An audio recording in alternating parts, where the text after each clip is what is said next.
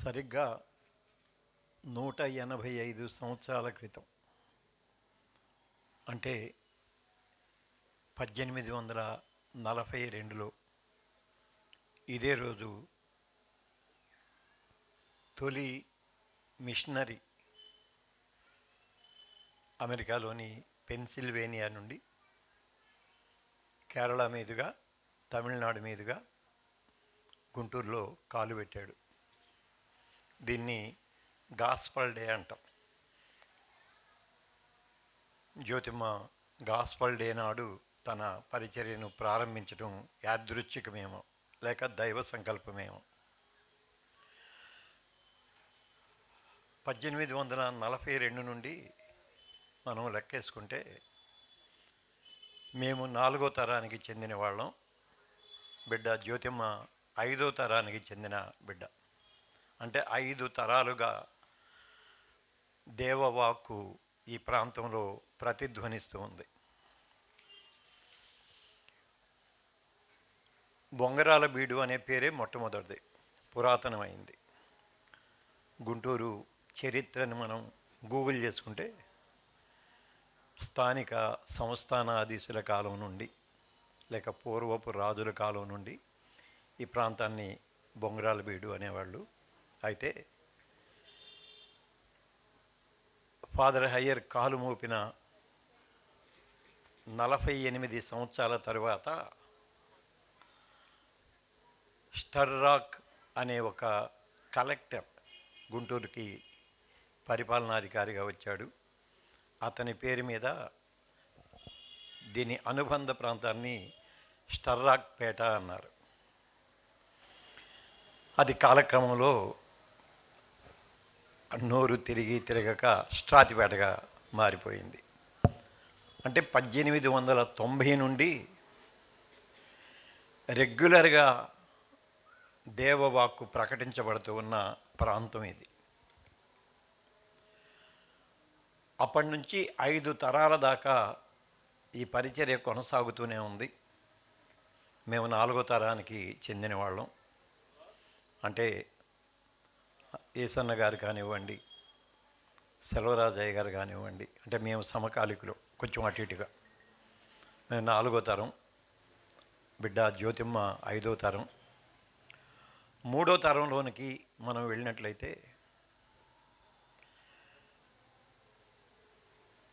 బక్సింగయ్య గారు, డానియల్ గారు, జో డానియల్ గారు, పెద్ద డానియల్ అయ్య గారు, ఎల్ఈఎఫ్ వ్యవస్థాపకులు వారు. మళ్ళీ సైలస్ పాక్స్ అని కెనడియన్ మిషనరీ బ్రదరన్ ఫెలోషిప్ వ్యవస్థాపకులు వారు. ఇంక మనందరికీ చిరపరిచితులైన దేవదాసయ్య గారు. వీళ్ళు నలుగురు 3వ తరానికి చెందిన వాళ్ళు. వీళ్ళల్లో మరొక మంచి దైవజనుడు ఉన్నాడు, కానీ ఆయన వారసులు లేక ఆయన విశ్వాస వారసత్వం కొనసాగింపబడలేక ఆయన పేరు మరుగునబడింది. కాటుమాల జాన్ గారు. ముఖ్యంగా మన ప్రాంతానికి సత్తెనపల్లి దగ్గర పణిదం అనే గ్రామం ఉంది. ఆ గ్రామానికి చెందిన దైవజనులు.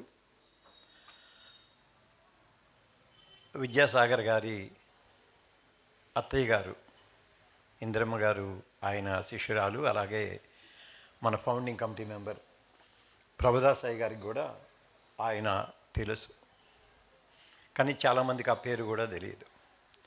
వీరు 3వ తరానికి చెందినవారు. తొలి తరం అంతా మిషనరీలే. 2వ తరంలో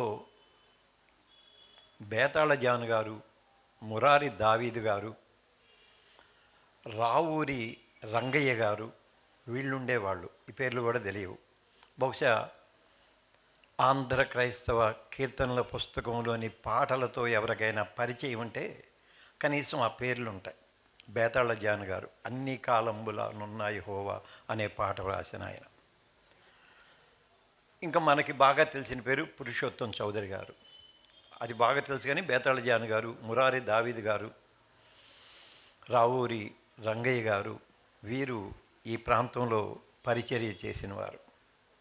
అంటే ఇంతమంది లెగసీని, ఇంతమంది సౌవార్తిక వారసత్వాన్ని జ్యోతిమ్మ కొనసాగిస్తూ ఉన్నది. అందుకని బిడ్డను బట్టి మనం దేవునికి కృతజ్ఞతాస్తుతులు చెల్లిద్దాం. సౌవార్తిక సౌరభాలు అంటాం మేము. సౌరభం అంటే సువాసన. సౌవార్తిక సౌరభం. సౌరభం అంటే ఏంటంటే అది ఉన్న చోట కాదు, దాని చుట్టుప్రక్కల కూడా తన సుగంధాన్ని వ్యాపింపజేస్తూ ఉంటుంది. జ్యోతిమ్మ ఈ కాలపు సౌవార్తిక సుగంధం. దేవుడు ఆ కృపని బిడ్డకు అనుగ్రహించినందుకు నేను దేవునికి వందనాలు చెల్లిస్తూ బిడ్డని ఆశీర్వదిస్తూ ఉన్నాను. ముఖ్యంగా మా యునైటెడ్ పాస్టర్స్ ఫెలోషిప్లో ప్రారంభం నుండి నాకు బాగా గుర్తు. ఇవాళ దేవుడు మంచి మందిరాన్ని ఇచ్చాడు, కానీ బిడ్డకి ఇదే లైన్లో ఆ చివర వాళ్ళ ఇంటి మీద తాటాకు పందిరేసుకున్నాం, గుర్తుందా? ఒక ప్రార్థన పెట్టుకున్నాం. ఆ రోజు 23వ దావీదు కీర్తన మీద ధ్యానం చేసాం. 3-4 పాస్టర్లను కలిపి ధ్యానం చేసాం, నాకు బాగా గుర్తు. అంటే అక్కడి నుంచి ఈ 27 ఏళ్ల కాలంలో ఎంతగా బిడ్డని అంచెలంచెలుగా ఆశీర్వదిస్తూ, ముఖ్యంగా ఆ పరిచర్యను విస్తరింపచేస్తూ వచ్చాడు. ఆ విస్తరణే సౌవార్తిక సుగంధం అంటాను. ఆ సుగంధ పరిమళాలు ఇందాక చూశాను, ఒరిస్సా దాకా వ్యాపించినాయి. ఎక్కడి స్ట్రాతిపేట, ఎక్కడి బొంగరాల వీడు, ఆ మూల మీదున్న, ఆ ఇంటి మీదున్న ఆ తాటాకు పందిరెక్కడ, ఒరిస్సా దాకా ప్రవహించిన ఆ సువార్త ప్రవాహం ఎక్కడ? ఇది దేవుని కృప.